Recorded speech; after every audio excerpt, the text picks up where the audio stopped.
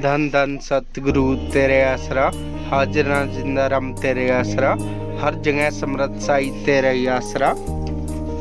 सत्संग के बाद पूज्य मैनेजर साहब जी की बाहर घूमने गए और सज्जन सिंह जी अपने खेत में ले गए और उसने डेरे बनाने के लिए अर्ज की। उस समय आपने कहा कि अच्छा सोचेंगे। रात को डेरे बनाने की सलाह हो गई। उसने सारे खेत दिखाए। आखिर बार उसने 8 फरवरी 1966 को नहर वाले जमीन दिखाई, जहां अब मस्ताना साहब बलोचिस्तानी आश्रम स्थित है।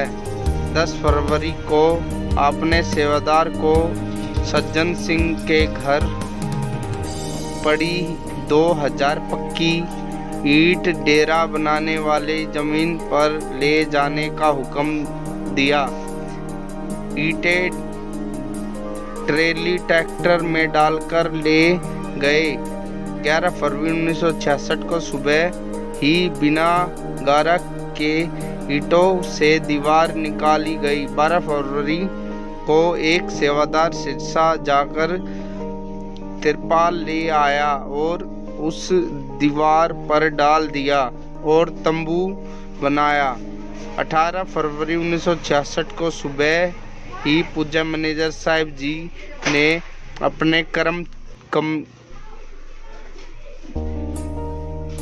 कमलों से मस्ताना साहब बलोचिस्तानी जी के हुक्म ही बनाया है। जब यह जमीन ली गई थी उस समय डिब्बे ही डिब्बे, सारा इलाका सुनसान था। गर्मियों के दिनों में पीने के पानी की समस्या बढ़ जाती थी।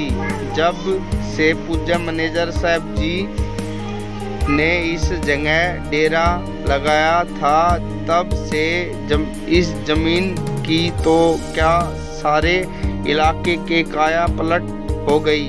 जहां सुनसान और रेतीला इलाका था अब हरियाली दिखाई देने लग गई।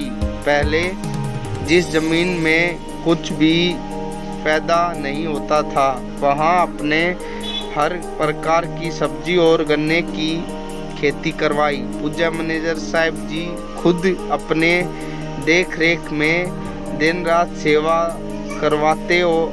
आज यह आश्रम उनके अपने सतगुरु के प्रतीक त्याग, सख्त मेहनत और आपकी दया मेहर से पुराने साधुओं की सेवा, कुर्बानी और आपके प्रतीक समर्थन की भावना का नतीजा है।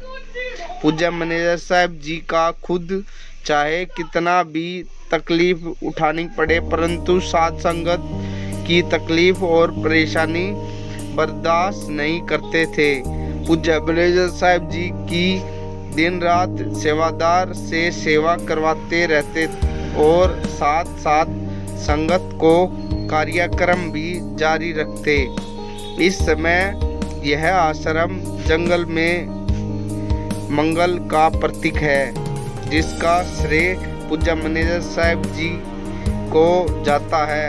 इस आश्रम में मुख्य द्वार पर पूज्य मैनेजर साहब जी ने हिंदी व पंजाबी में आम संगत के लिए कुछ महत्वपूर्ण वचन व श्लोक लिखवाए ताकि आते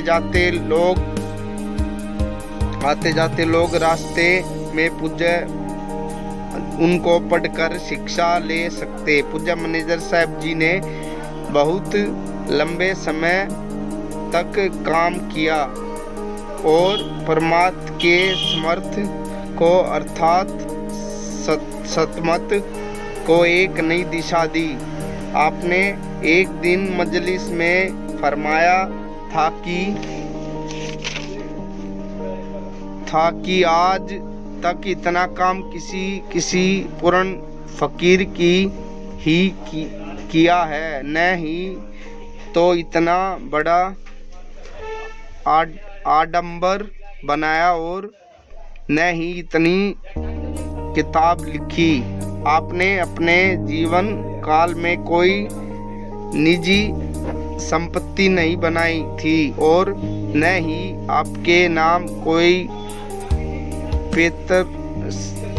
पैतृक संपत्ति थी। आप में सत्संग की भावना